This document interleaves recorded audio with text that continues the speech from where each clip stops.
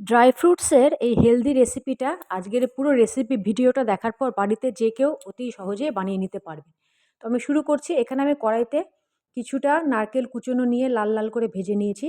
এর মধ্যে ১ চামচ ঘি দিয়ে রোস্টেড সুজি আর রোস্টেড তিল দিয়ে হালকা নাড়াচাড়া করে নিয়েছি। এই পুরো প্রসেসটা বন্ধুরা লো ফ্লেমে করতে হবে। এর মধ্যে কিছুটা নিজের পছন্দ মতো ড্রাই ফ্রুটস কুচিয়ে এর মধ্যে দিয়ে হালকা নাড়াচাড়া করে এর মধ্যে ১ চামচ গুড় দিয়ে দিয়েছি। তার মধ্যে কিছুটা পরিমাণ কুচনো কিশমিশ আর কিছুটা পরিমাণ কুচনো খেজুর দিয়ে অল্প অল্প করে জল দিয়ে একটা মিক্সচার, ঝরঝরে মিক্সচার এটা এখানে তৈরি করতে হবে। আজকের রেসিপিটা পুরো দেখার পর বন্ধুরা বাড়িতে অতি অবশ্যই বানাবেন এবং কমেন্টে জানাবেন কেমন হয়েছে। এই রেসিপিটা দুর্দান্ত হেলদি রেসিপি এবং সবার ভালো লাগবে। তো অল্প অল্প করে জল দিয়ে এখানে আমি একটা ঝুরঝুরে মিক্সচার তৈরি করে নিয়েছি। মিক্সচারটা এখানে তৈরি হয়ে গেছে। এর মধ্যে ৩টে এলাচ ক্রাশড করে ওপর দিয়ে ছড়িয়ে দিলাম সুগন্ধের জন্য। আপনারা চাইলে স্কিপ করতে পারেন। মিক্সচারটা এখানে পুরোপুরি তৈরি হয়ে গেছে। তো আমি ঠান্ডা করতে দিয়ে দিয়েছি। ওরই মধ্যে আরও যদি ক্রাঞ্চিনেস দরকার হয়, আরও যদি ভাবেন যে একটু বাদাম হলে ভালো হয়, এর মধ্যে রোস্টেড পিনাট বাদাম আমি এখানে কিছুটা দিয়ে দিয়েছি। আপনারা চাইলে দিতেও পারেন, নইলে স্কিপও করতে পারেন। মিক্সচারটা আমি ঠান্ডা করতে রেখে দিয়েছি। একটা মিক্সিং বোলে ১ কাপ ময়দা, ২ কাপ আটা, একটুখানি নুন আর বেকিং সোডা দিয়ে ভালো করে মিশিয়ে ৪ চামচ ঘি বা তেল দিয়ে একটা হালকা ময়াম মতো এখানে তৈরি করতে হবে। খুব বেশি এখানে ময়ামের দরকার হয় না। খুব ভালো করে মিশিয়ে নেওয়ার পর অল্প অল্প করে জল দিয়ে একটা মিডিয়াম ডো এখানে তৈরি করতে হবে। ডোটা যাতে খুব পাতলাভাবে মাখা না হয় বা খুব শক্তভাবে মাখা না হয়, একটা মিডিয়াম ডো এখানে তৈরি করতে হবে। ডোটা এখানে পুরোপুরি তৈরি হয়ে গেছে। আমি রেস্ট করতে দিয়ে দিয়েছি ১৫ থেকে ২০ মিনিট। একটা তলা ভারী কোনো একটা স্টিলের বাসনে বা কড়াইতে ১ কাপ চিনি নিয়ে নিয়েছি। ওই কাপেরই ১ কাপ জল এখানে নিয়ে ভালো করে নাড়াচাড়া করে একটা মিডিয়াম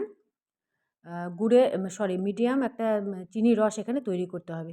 এটা যাতে খুব চিটচিটে না হয় বা খুব পাতলা যাতে না হয়। ঠান্ডা করলে নিজে এটা একটুখানি ভারী হয়ে যাবে। আপনারা দেখতে পাচ্ছেন এখানে অনেকটা ভারী হয়ে গেছে। তো ঠান্ডা করতে রেখে দিয়েছি। এবার যে আটাটা রেস্টে রেখেছিলাম, সেখান থেকে বড় সাইজের লেচি কেটে একটা বড় সাইজের রুটি এখানে তৈরি করে রুটি বেলে ওর মধ্যে ঘি বা তেল লাগিয়ে একটুখানি ময়দা বা আটা ছড়িয়ে এরকম করে একটা রোল তৈরি করতে হবে। তো রোলটাকে একটুখানি হাত দিয়ে আরও একটুখানি গোল করে নিতে হবে যাতে রোলটা পুরোপুরি চেপে যায়। তার মধ্যে ছোটো ছোটো পিস করে এক একটা পিসের ওপর চাপিয়ে একটা লেচি তৈরি করতে হবে। এখানে তিনটে করে লেচি একটার উপর একটা চাপিয়ে একটা এখানে পুরো বড় একটা সাইজের লেচি এখানে বন্ধুরা তৈরি হয়েছে। আপনারা চাইলে কমও করতে পারেন বা বেশিও করতে পারেন। দেখুন একটা পরত জমেছে। এই পরতটাকে এই রুটিটাকে হালকা হাতে একটুখানি বাটি টাইপের করে এই মিক্সচারটা এখানে ঠান্ডা হয়ে গেছে, ওটাকে একটু চামচ দিয়ে ১ চামচ করে দিয়ে একটু চেপে দিতে হবে। হালকা হাতে একটা এখানে স্টাফিংয়ের বল তৈরি করতে হবে। তারপরে হালকা হাতে বেলে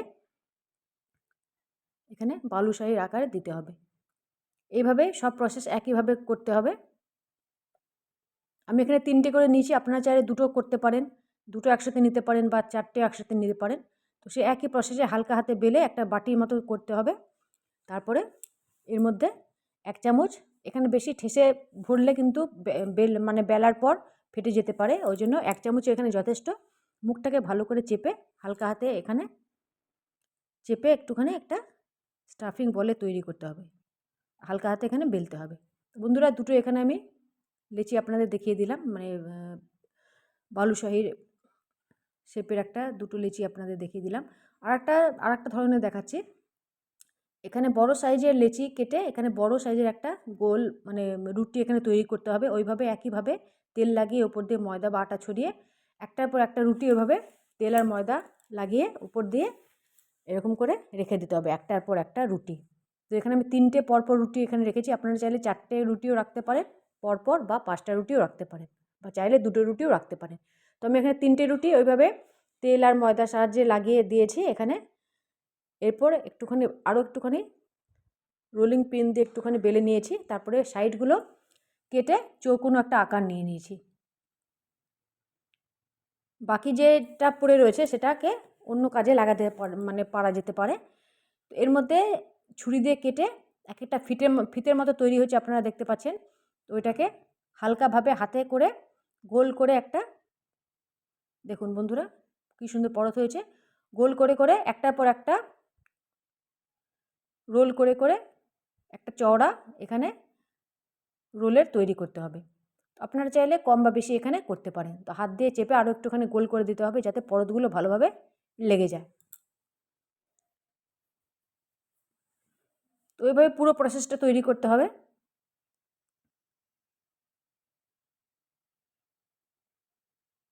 তো আমি এখানে বড় সাইজের একটা রোল এখানে তৈরি করে নিয়েছি। আর এই ফিতে দুটো যেহেতু একটুখানি ছোটো মানে কম কাটা হয়ে গেছে, ওই জন্য এই দুটো আমি আলাদা করে রোল করে নিলাম।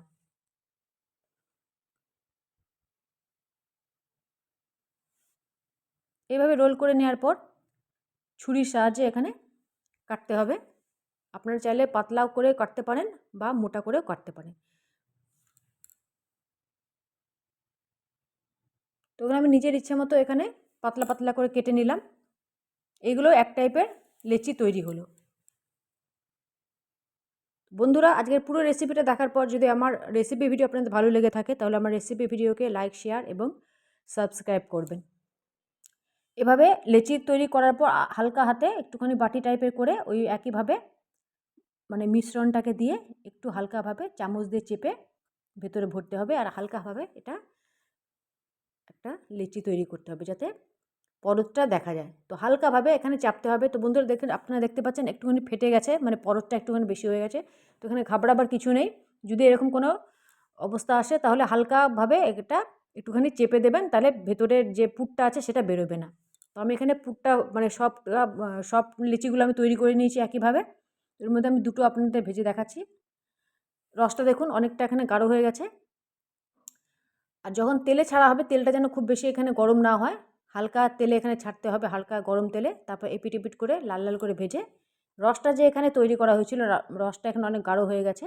রসটার মধ্যে ডুবিয়ে এক দুবার এদিক ওদিক এপিট এপিট করে তারপর সঙ্গে সঙ্গে তুলে নিতে হবে। এটা দেখুন বন্ধুরা খুব সুন্দর হয়েছে।